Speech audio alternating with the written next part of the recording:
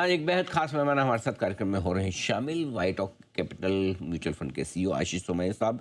20 साल से ज़्यादा लंबा गहरा अनुभव रखते हैं आप म्यूचुअल फंड बिजनेस का, एएमसी बिजनेसेस का। और वाइट ऑक के पहले आपने 8 साल तक मोतीलाल ओसवाल म्यूचुअल फंड में एमडी सीईओ के तौर पर कामकाज किया है। एजुकेशन के लिहाज से आपने पॉलीमर साइंस में बैचलर ऑफ इंजीनियरिंग की डिग्री हासिल की है पुणे यूनिवर्सिटी से, और आपने एनएमआईएस एमएस से मैनेजमेंट की डिग्री हासिल की है, एमबीए की मुंबई यूनिवर्सिटी से। आपका बहुत बहुत स्वागत है आशीष सर, गुड मॉर्निंग। सबसे पहले आपको वाइट ऑक की पूरी टीम और साथ ही आपके सभी निवेशकों को नए साल की बहुत बहुत बधाई, शुभकामनाएं। उम्मीद करते हैं 2026 आप सबके लिए बहुत वेल्थ बनाने वाला साल साबित हो।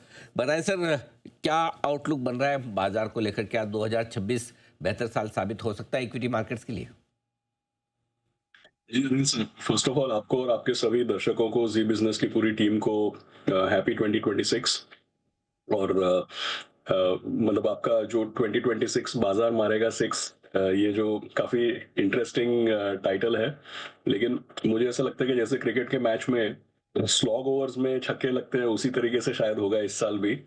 क्योंकि जो मुझे समझ में आता है, शुरुआती तौर पे फ़र्ज़ कीजिए जब हम 2025 एंड करके 2026 शुरू करेंगे, तो पहले 3-4 महीने तो अभी जो है मुझे लग रहा है थोड़ा इसी तरीके का माहौल बना रहेगा।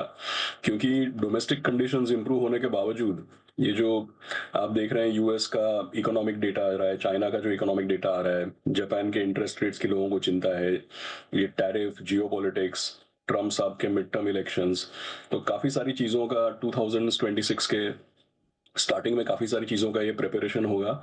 और कहीं न कहीं पे मुझे लगता है कि जब तक यूएस का मार्केट, ये जो एआई की रैली है, यूएस की मार्केट और इकोनॉमी को लेकर के लोगों को जो चिंता है, जब तक ये तलवार एक बार हटती नहीं है, तब तक बिज़नेस एज़ यूजुअल आगे बढ़ना थोड़ा मुश्किल है। और ज़ाहिर-सी बात है कि भई अगर पिछले 15 साल में यूएस का डॉलर में रिटर्न 15% कंपाउंडेड है, हम लोग इंडिया में second best performing market India है, तो हमको इतना मार पड़ता नहीं है, पता चलता नहीं है। लेकिन बाहर अगर आप इमर्जिंग मार्केट्स को देखें, तो बहुत बुरा हाल है। यूएस के मुकाबले काफ़ी भारी अंडर परफॉर्मेंस इमर्जिंग मार्केट्स का हुआ है। सो कुल मिला के कहीं न कहीं पे जब तक यूएस में एक तरफ से थोड़ी ठंड नहीं पहुँचेगी, तब तक इमर्जिंग मार्केट्स में पैसा आना और मार्केट का नॉर्मल फंक्शनिंग फिर से रिकवर होना थोड़ा डिफिकल्ट है। सो 2026 का मुझे लगता है पहले 3-4 महीने कहीं न कहीं एक करेक्शन, और जो हम अभी देख रहे हैं मोर ऑफ द सेम, थोड़ा ऊपर थोड़ा नीचे फिर एक करेक्शन, इस तरीके का मूवमेंट मुझे लगता है। लेकिन डेफिनिटली 2026 का जो सेकंड हाफ है, एक बार ये सब चीज़ें हटती है और हम थोड़ा आगे बढ़ते हैं, तब मुझे लगता है डोमेस्टिक फैक्टर्स ज़्यादा हावी रहेंगे। और डोमेस्टिक फैक्टर्स क्योंकि काफ़ी स्ट्रॉन्ग बनते जा रहे हैं, तो 2026 के सेकंड हाफ शायद फर्स्ट हाफ से बेटर रहेगा। इंटरेस्टिंग। तो सेकंड हाफ यानी कि स्लो ओवर्स में आपको सिक्स मारने के मौके ज़्यादा मिलेंगे, लेकिन अच्छा है इस लिहाज से कि फर्स्ट हाफ में कम से कम आपको निवेश करने के मौके भी बाजार देगा। ये बताएं सर कि क्या रिस्क हो सक माफ़ कीजिएगा, 2026 में रिस्क क्या है, खतरे क्या हैं बाजार के लिए? सोनी सर, एक्चुअली देखिए, जैसे जब तक जैसा मैंने बताया कि यूएस में इकोनॉमिक कंसर्न्स है, मार्केट को लेकर कंसर्न्स हैं, एआई वगैरह के ऊपर भी सही तरीके के सवाल पूछे जा रहे हैं कि भाई ये सब निवेश तो आप कर रहे हो, इसमें से रिटर्न बनेगा नहीं बनेगा। और एक ओवरऑल यूएस इकोनॉमी पे कॉन्फिडेंस, इसीलिए आप देखिए कमोडिटीज वगैरह में इस तरीके की रैली चल रही है। भाई अगर वर्ल्ड ओवर में इकोनॉमिक ग्रोथ की लोगों को चिंता है, तो हर एक कमोडिटी में इतनी रैली क्यों होनी चाहिए? बट न केवल प्रेशियस मेटल्स, कमोडिटीज में भी रैली हो रही है, क्योंकि लोगों को फाइनेंशियल मार्केट और यूएस इकोनॉमी के ऊपर भरोसा थोड़ा शायद कम होता जा रहा है। तो और हम लोगों का ये सब चीज़ों से, ना ही हमारे यहाँ पे कोई एआई की रैली हुई है, ना ही हमारे यहाँ पे 2024 वाला माहौल है, डोमेस्टिक इकोनॉमिक कंडीशंस भी इंप्रूव हो रही हैं। लेकिन सर होता क्या है कि जब भी बाहर के माहौल खराब होता है, जब भी यूएस में कोई करेक्शन होता है, तो साथ ही साथ आप एक तरफ से समझिए सहानुभूति समझिए, भाईचारा समझिए, मार्केट कोरिलेट हो जाता है शॉर्ट टर्म में। वहां पे अगर करेक्शन आता है, यहाँ पे भी करेक्शन आता है, तो मुझे लगता है जो रिस्क है ना, वो डोमेस्टिक नहीं, बाहर के रिस्क ज्यादा है। जैसे आप एग्जांपल लीजिए भाई, वो सिलिकॉन वैली बैंक 2023 में वो बैंकरप्ट हो गया। तो सिलिकॉन वैली बैंक से हमारा क्या लेना देना है? लेकिन हमारा भी निफ्टी, मेरे को याद है, 18,900 के पीक से 16,700 पे आ गया था, अगर हम 2023 का एग्जांपल लें। तो शॉर्ट टर्म में क्योंकि बाहर के माहौल से मार्केट्स कोरिलेट हो जाते हैं, तो इसकी वजह से मुझे ऐसा लग रहा है कि 2026 के फर्स्ट 3-4 मंथ्स केयरफुल रहना चाहिए।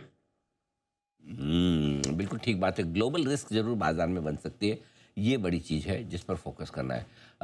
इस साल तो सर इकोनॉमी के फ्रंट पर काफ़ी अच्छी-अच्छी खबरें सुनने को मिली मिली। एक टैरिफ को छोड़ दें, तो बाकी सारी चीज़ें ठीक रही हमारी इकोनॉमी के लिए। क्या टैरिफ डील अगर लंबे समय तक ना हो, तो क्या बाज़ार पर असर पड़ सकता है? या फिर टैरिफ डील हो जाए, तो उसका किस तरह से असर देखते हैं आप? सो जब तक जो इंक्रीमेंटल न्यूज़ फ्लो है टैरिफ को लेकर के, जैसे ट्रम्प साहब की तरफ से कोई स्टेटमेंट्स हैं या हमारी गवर्नमेंट की तरफ से कोई स्टेटमेंट्स हैं, जब तक ये स्टेटमेंट्स इंक्रीमेंटली नेगेटिव नहीं बनते हैं, तब तक आई थिंक मार्केट इसको एक तरीके से अज्यूम करके सेटल हो चुका है। तो टैरिफ को लेकर के अगर समझिए कोई फ्री ट्रेड एग्रीमेंट की अनाउंसमेंट होती है या कोई पॉजिटिव कमेंट्री आती है, तब तो मार्केट पॉजिटिव इसको पॉजिटिव रिएक्शन दे सकता है। लेकिन जब तक नेगेटिव कोई प्रोनाउंसमेंट या नेगेटिव कमेंट्री नहीं आती है, तब तक आई थिंक मार्केट इसी तरीके से स्टेबल रहेगा, क्योंकि जो है वो तो डाइजेस्ट हो चुका है। तो यहाँ से तो पॉजिटिव की ज़्यादा उम्मीद है। और अगर कमेंट्री नेगेटिव नहीं भी होती है, तो मार्केट जिस तरीके से चल रहा है इसी तरीके से चलेगा। मुझे लगता है कि फ्री ट्रेड एग्रीमेंट अभी धीमे धीमे एक बहुत बड़ा हेडलाइन आइटम या एक बहुत बड़ा न्यूज़ या रोज चर्चा में रहा नहीं है, क्योंकि मार्केट इसको एडजस्ट कर चुका है शायद कहीं ना कहीं पे। अगर कोई पॉजिटिव प्रोनाउंसमेंट आती है, तब पॉजिटिव रिएक्शन देखने को मिलेगा। ठीक बात है। अच्छा सर, ये बताएँ कि भले ही पैसा ना बना हो, लेकिन इस साल लोकल हमारे घरेलू निवेशकों का भरोसा पूरा रहा।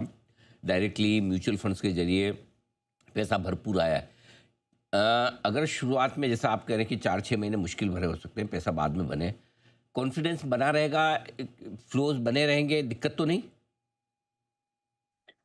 नहीं, अनिल सर, एक्चुअली मैंने देखा है कि हर मार्केट के हर माहौल में ना कुछ इन्वेस्टर्स ऐसे होते हैं जो नए हैं, कुछ को है 3 साल का एक्सपीरियंस और कुछ को है 30 साल का एक्सपीरियंस। तो हर कोहोर्ट के हर तरीके के निवेशक हमेशा मार्केट में रहते हैं। और हमारे यहाँ पे भी एडवांटेज क्या है कि भाई समझिए कि 6 करोड़ लोग एसआईपी कर रहे हैं। तो बात यह है कि सॉरी, म्यूचुअल फंड के 6 करोड़ यूनिक इन्वेस्टर हैं। S I P obviously, S I P folios तो बहुत ज्यादा हैं, लेकिन समझिए कि 6 crore unique mutual fund investor हैं। तो जाहिर सी बात है कि भाई एक आध करोड़ लोग तो पिछले 2 साल में आए होंगे। लेकिन जिन लोगों को एक तरीके का तजुर्बा बन गया है, अगर तजुर्बेकार लोग भी 3-4 करोड़ हैं, तो भी मार्केट में एक तरीके से मेच्योरिटी बनती जाती है। तो मैं कई बार देखता हूँ, जैसे अभी काफी चर्चा ये चल रही है कि भाई पिछले 10 साल में तो गोल्ड ने भी इक्विटी को बीट कर दिया। तो लोग कैसे देखेंगे इसको। तो मैं उनको आर्टिकल बताता हूँ, भाई 2014 में आर्टिकल लिखे गए थे कि पीपीएफ ने भी इक्विटी को बीट कर दिया। तो क्या है कि मार्केट का ऐसा कभी कभी एक मोड़ आता है मार्केट में, जब थोड़ा बहुत लोगों का कॉन्फिडेंस हिलता है।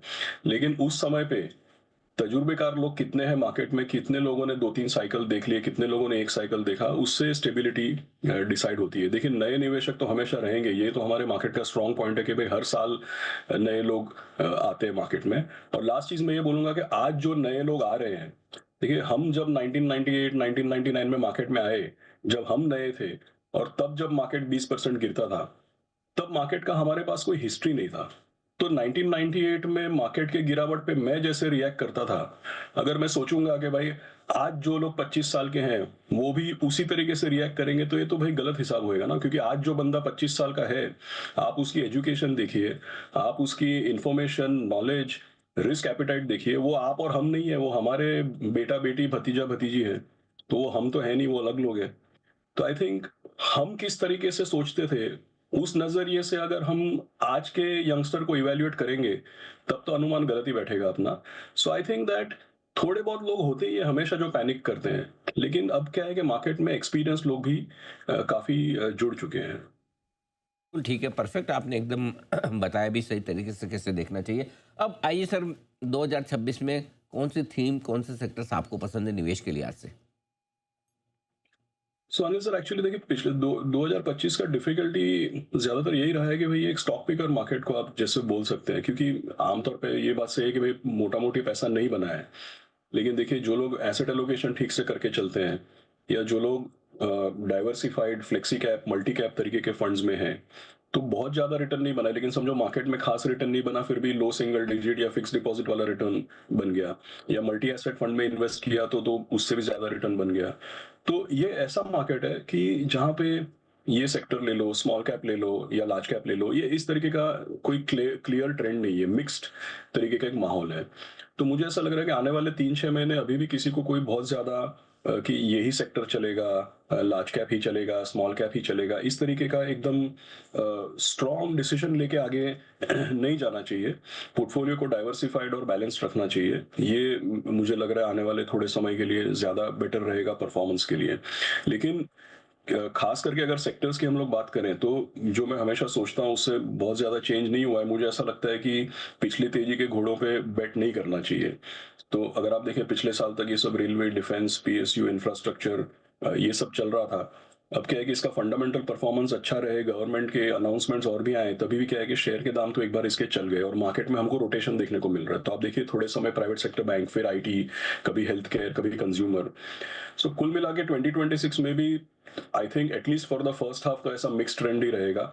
स्टॉक पिकर मार्केट रहेगा, फंड्स को डाइवर्सिफाइड रखेंगे तो शायद बेटर एक्सपीरियंस रहेगा और फिर उसके बाद आगे का ट्रेंड हमको रीड करना पड़ेगा। हम्म। और 2026 में म्यूचुअल फंड स्कीम्स के लिहाज से इक्विटी में किस तरह के फंड्स ज़्यादा अच्छे रहेंगे सर? सो अनिल सर, एक्चुअली अभी भी जो एसेट एलोकेशन वाले जो फंड्स हैं कंजर्वेटिव इन्वेस्टर के लिए, जहाँ पे हम लोग ये डेट, गोल्ड, रीट, इनविट ये सब मिक्स करके, मतलब काफी, मतलब जब से वाइट ओक शुरू हुआ तब से 3 साल से चला ही रहा है, नया प्रोडक्ट कोई ऐसा नहीं है। लेकिन ये जो मल्टी एसेट टाइप जो फंड्स होते हैं जो पोर्टफोलियो को डाइवर्सिफाइड रखते हैं, ये शायद बेटर रहे। और अगर इक्विटी की बात करें तो भी डाइवर्सिफाइड और मिक्स मार्केट कैप, जैसे कि फ्लेक्सी कैप है या हम बोलते हैं अपॉर्चुनिटीज फंड्स हैं, फ्लेक्सी कैप फंड है, मल्टी कैप फंड है, इसका एक्सपीरियंस शायद बेटर रहेगा। अगर हम डिसाइड कर लें कि नहीं इसी सेक्टर पे बेट करना है या स्मॉल कैप पे बेट करना है, तब वो थोड़ा डिफिकल्ट साबित हो सकता है। परफेक्ट। तो ये है आपके लिए एसेट एलोकेशन फंड्स ज़्यादा बेहतर रहेंगे। आशीष सर, बहुत बहुत धन्यवाद, आपका आपने समय दिया और विस्तार से बाजार के थैंक यू। डायरेक्शन और इन्वेस्टमेंट के मौक़ों पर अपनी राय दी। Thank you so much sir. जल्द आपसे फिर मुलाकात होगी।